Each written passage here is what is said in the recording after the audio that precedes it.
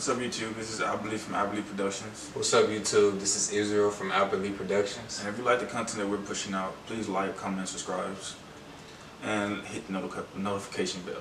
I always wanted to say that. Okay, today we were talking about One Piece episode 4, The Journey, I guess. And in this episode, we didn't go over the titles, like the actual titles of this episode. We're just saying whatever we're saying, you know what I'm saying? So this episode to me was really just a place on what value that do this hat hold, and also it hits some notes about, you know, what kind of powers Luffy has, just a little bit, in what are the limits or the disabilities, the disadvantages of having a devil fruit, and the only disadvantage that really is the biggest disadvantage is you can't swim. You cannot get in any water, and you can't swim at all. So if you get in the water, you drown. You get incredible power to change the world, shape the world, whatever, but you could drown at any time. There's nothing you can do about it. We put into that. We start off the episode. Luffy and Zoro is on this boat, and they're just talking about life and why they're here and what places they are in their life. You know what I'm saying? And a bump or whatever happened. I really forgot what happened. And Luffy hats flows up in the sky, and that's that going on. We just hit a flashback into why is this hat so important.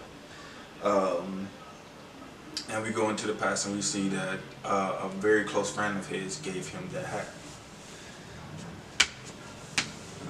Okay, and during this cutscene, you also see that the character that gave him this hat, his name is Red Hair Shanks, and you see the red haired crew, the red haired pirate crew, all of them in the bar, you know what I'm saying, enjoying it, having a good time. And then it also shows isolated young Luffy and Red Hair Shanks having a conversation about, you know what I'm saying, about life, whatever they just showing their closeness. Just a brother and a little brother's bond, and that's like really what it is. Exactly, to show you why that hat means so much to him. And during that time of them hanging out, Mountain Bandit walks in and he's looking for sake, you know what I'm saying? With his whole crew, they all thirsty.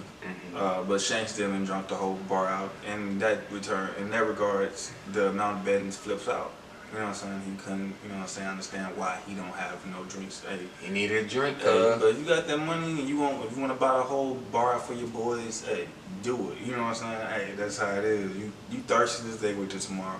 So the Mount Batten took his respect because they spent their money, hard-earned money, and bought all the booze, and he disrespected Shanks by splashing whatever booze was left on Shanks. That he even took his time out to offer to the Mountain Bandit. Shanks is a great guy. That Mountain Bandit, I don't know, he probably just slept on the wrong side of a mountain that night. But it just shows that Shanks wasn't willing to just fight over nothing. Just, okay, some water, some drinks on me, it doesn't matter, it feels over. And Luffy is just ecstatic about the whole situation. It's almost like how the people be these days. If you talk about any celebrity that they, you know, really love, you know what I'm saying, they don't know. But Luffy knows this Shanks, you know what I'm saying? So he knows Shanks, you know what I'm saying? Like, so he's like, you know, you shouldn't let nobody disrespect you like that. And out of anger, or what you call it, he's just trying to blow some steam off. He eats that devil fruit, which just gave him the power in the first place. You know what I'm saying? So it's like, what in the world? You're just eating something that you don't even know what it is. But it looked this strange. It looked like an apple or a pear or definitely strange. Well, it's like a big ass grape with tornadoes in it. You know, it looked like something that would mess your stomach up at the end of the day. Like maybe something like a prune or something. Like an exotic fruit or something. Yeah, it was pretty crazy, which bestowed Luffy this rubber power, like this word fruit. And Shanks and then so told him that if you eat this, since you ate this fruit, it was Shanks' fruit. He had it on him with the crew.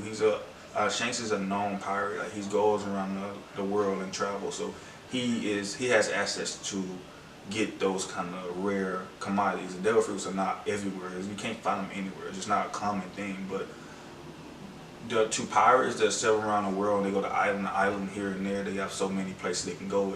You're bound to find something different in all those places. So devil fruits are all around the world, and they happen to collect or be able to find the black market to get devil fruits. Well, that's what I would like to think about.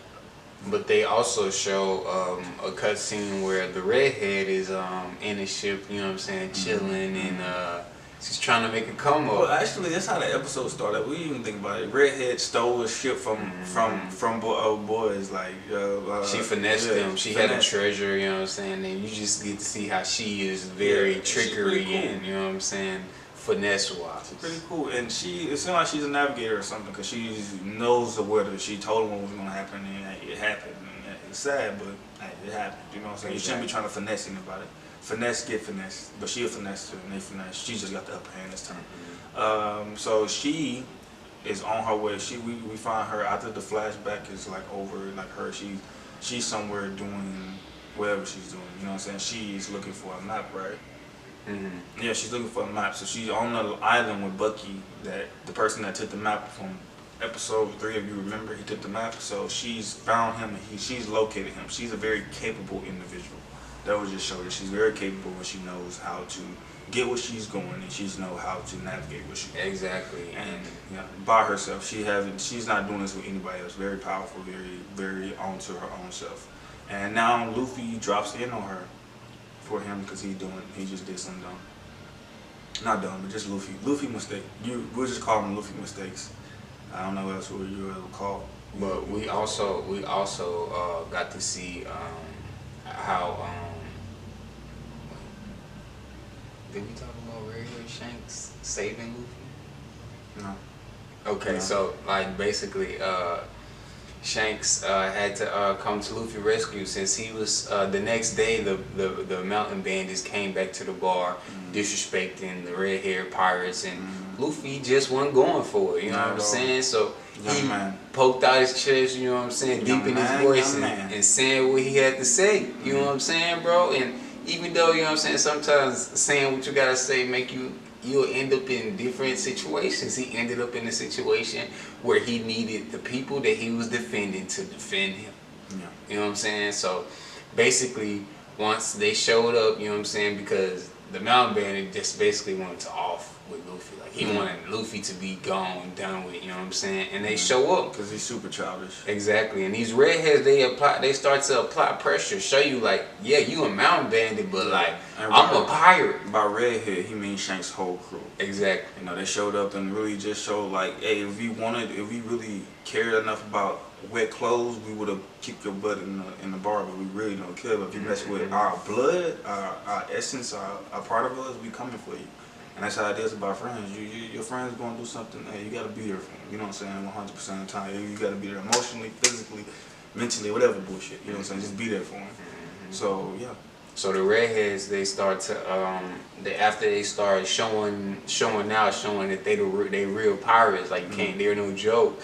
The Mountain Bandit, his sleazy ass, you know what I'm saying? He think, okay, I need to make my great escape so he can get rid of Luffy. So he, you know what I'm saying, makes his escape, and then it cuts scenes to where the Mountain Bandit's in the middle of the ocean, you know what I'm saying, and you know, after the premises of Luffy eating his devil fruit, he no longer has the ability to swim. So the Mountain Bandit is thinking of drowning Luffy, you know what I'm saying, seeing him drown to his death. Yeah. And then within the last minute, after this great ginormous creature comes out the ocean and swallows the bandit whole, Shanks there to save Luffy before the monster even gets to devour him, basically.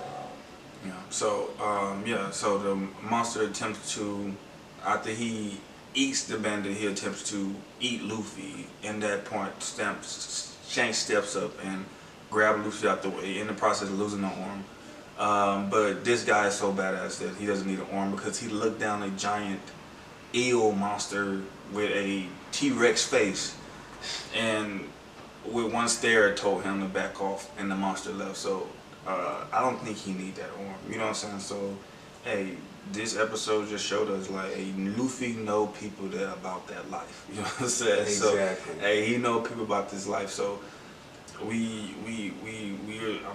happy. It's also a great symbol to the strength of the Straw Hat. You know what I'm saying? Showing you that the people that didn't have this hat are capable and still are doing great things. Yeah, so, hey, if you like the content that we're putting out, like, comment, and subscribe. We'll be back with another video, episode 5, for you next time. Peace, family. For sure, like, comment, and subscribe.